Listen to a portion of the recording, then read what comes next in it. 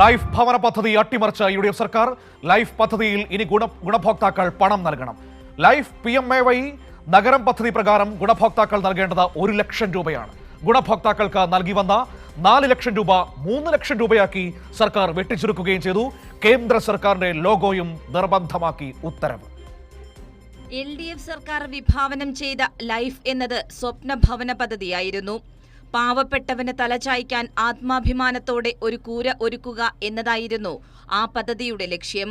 അതിലൂടെ 5 ലക്ഷത്തിലധികം പേർക്കാണ് തലചായ്ക്കാൻ ഒരു വീട് എന്ന സ്വപ്നം യാഥാർത്ഥ്യമായത്. എന്നാൽ അധികാരത്തിലേറി കേവലം 3 മാസം കൊണ്ട് ആ ഭവന പദ്ധതിയെയും അട്ടിമറിച്ചിരിക്കുകയാണ് UDF സർക്കാർ. ഇനി മുതൽ ആ ഭവന പദ്ധതിയുടെ ഭാഗമാകണമെങ്കിൽ ഗുണഭോക്താവ് പണം നൽകണം. ലൈഫ് PMAY നഗരം പദ്ധതി പ്രകാരം ഗുണഭോക്താവ് നൽകേണ്ടി വരിക 1 ലക്ഷം രൂപയാണ്.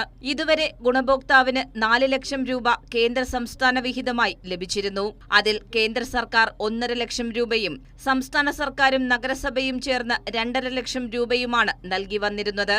സംസ്ഥാന സർക്കാരും നഗരസഭയും ചേർന്ന് നൽകുന്ന 2.5 ലക്ഷം രൂപയാണ് 1.5 ലക്ഷമായി ഇപ്പോൾ വെട്ടിച്ചുരുക്കിയത്. ശേഷിക്കുന്ന 1 ലക്ഷം രൂപ ഗുണഭോക്താവാകും നൽകേണ്ടി വരിക. അതിനു പുറമെ കേന്ദ്ര സർക്കാരിന്റെ നിർദ്ദേശത്തിന്റെ അടിസ്ഥാനത്തിൽ ഇനി മുതൽ നിർമ്മിക്കുന്ന വീടുകൾക്ക് ലോഗോയും പതിപ്പിക്കും. ചുരുക്കത്തിൽ തുകയും ഗുണഭോക്താവ് നൽകണം, കേന്ദ്ര സർക്കാരിന്റെ ലോഗോയും ആ വീടിന് പതിപ്പിക്കണം. നേരത്തെ ലൈഫ് ഭവന പദ്ധതി എന്നത് പാവപ്പെട്ടവന്റെ സ്വപ്നവും അവകാശവും ആയിരുന്നെങ്കിൽ ഇപ്പോൾ അത് സംസ്ഥാന സർക്കാർ നൽകുന്ന ഔദാര്യം എന്ന ബോധം ജനങ്ങളിൽ സൃഷ്ടിക്കുന്നതിന്റെ തുടക്കമാണ് സംസ്ഥാന സർക്കാരിന്റെ നടപടി. 5 ലക്ഷത്തിലധികം പേർക്ക് ആശ്രയമായ പദ്ധതി.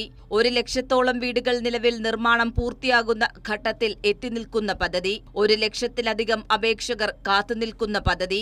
അതാണ് UDF സർക്കാർ ലാഘവത്തോടെ അട്ടിമറിക്കുന്നത്. കൈരളി ന്യൂസ്, തിരുവനന്തപുരം.